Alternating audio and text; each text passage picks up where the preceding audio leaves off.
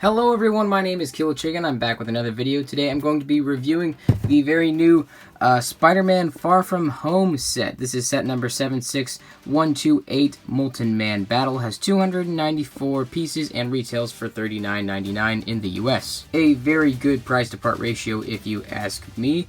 And as you can see, the box art, you've got the Spider-Man right here, not in his black and red suit, so that's a little bit confusing. You've got Mysterio, Spider-Man, and Firefighter. Here's a closer look at them down here. You've even got the little Spider-Man logo right there.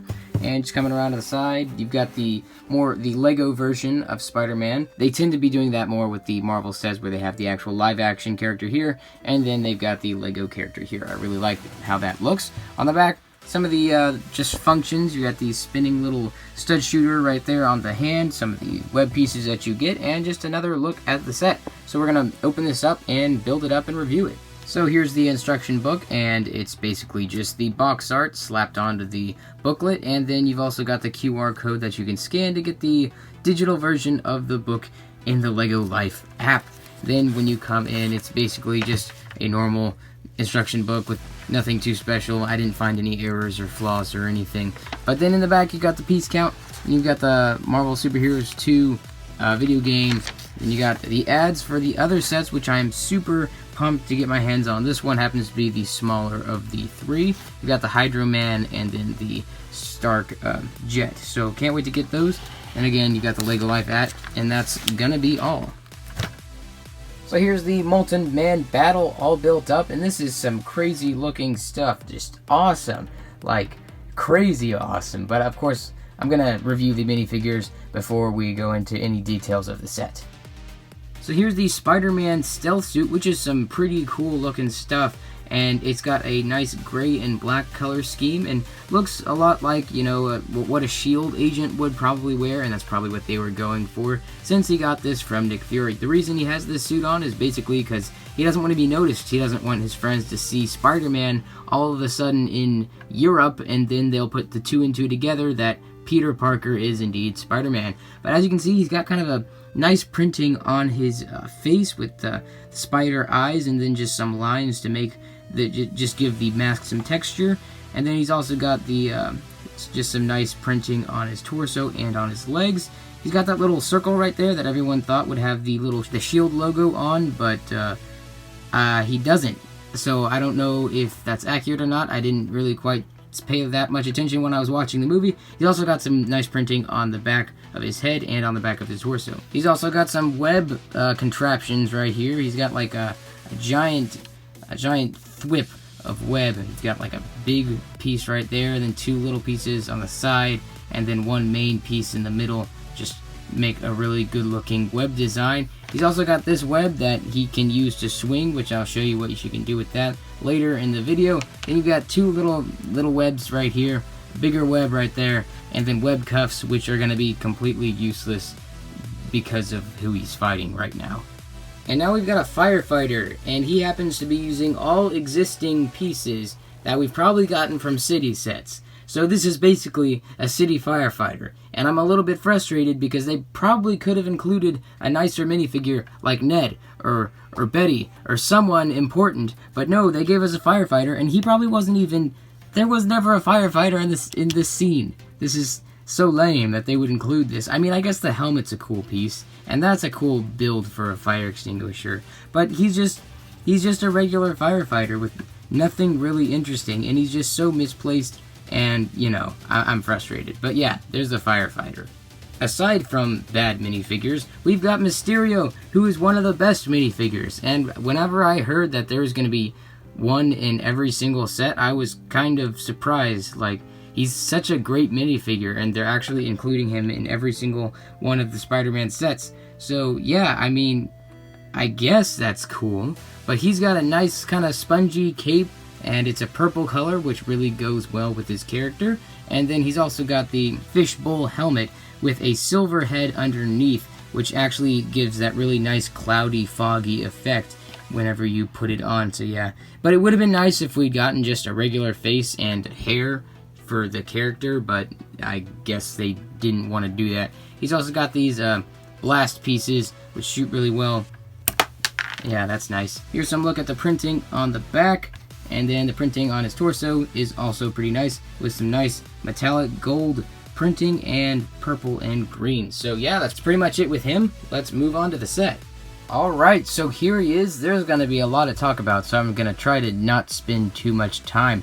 And coming to the torso to start off, he's got some really nice pieces. He's using these kind of nice orange translucent rock pieces. And he's got gold printing on this one just to give that nice melting rock effect kind of look, and it looks really good. He's also got this really tiny build for the front of a car. It's actually missing a little headlight, so that's kind of funny. Uses that kind of semi-chrome grill piece.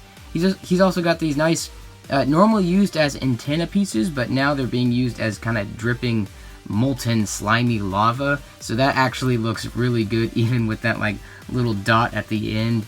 Man, this just it all just came together and just made a really good kind of mech Molten Man guy. Something I noticed about the legs, actually, they're the same build, especially on the feet. Like normally they make mirror images of each other to give that kind of balanced look, but no, on this it's like the same build. So normally you'd have like the angle on both of the inside of his heel, but now you've got the kind of more curve on the inside and then the curve on the outside, whereas the angle's on the inside here and then on the outside here. So that's what I noticed, is that they're the same build. But yeah, you can get some neat poses out of this guy.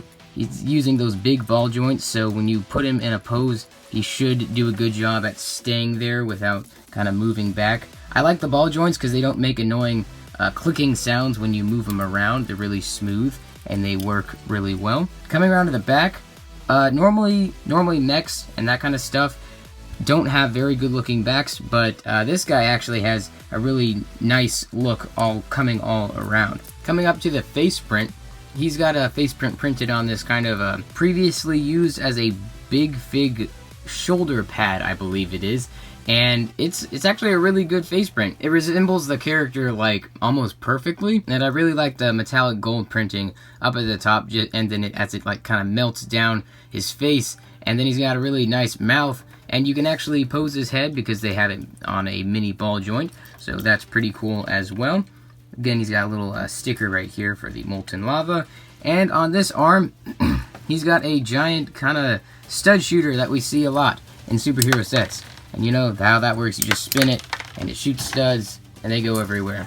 I would have liked it if they had interchangeable hand builds so that you could either make him have two of the big kind of launchers, and then, or two of the kind of claw hands, but they didn't, and that would have been really nice. It kind of like how they did with, I believe it was the Lego Batman movie, Clayface. They did that with him, where you could change out his hands, but this just provides a shooter and a hand.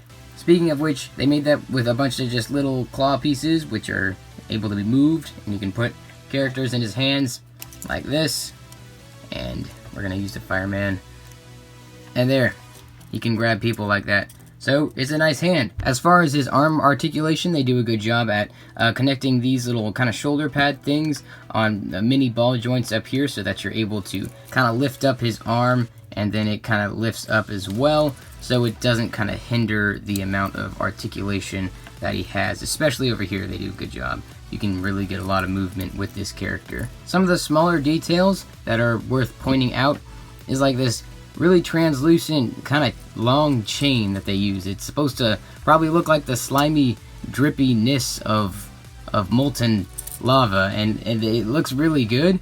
If it weren't like a chain, I guess it would look better, but they really don't have another piece that they could have used for that. Another small detail is that he's got these kind of nice little steel bars coming out of him, which look really good. Ever since I saw like the first official pictures, I saw those bars and I was just like, those look good. I don't know why, but they just look good.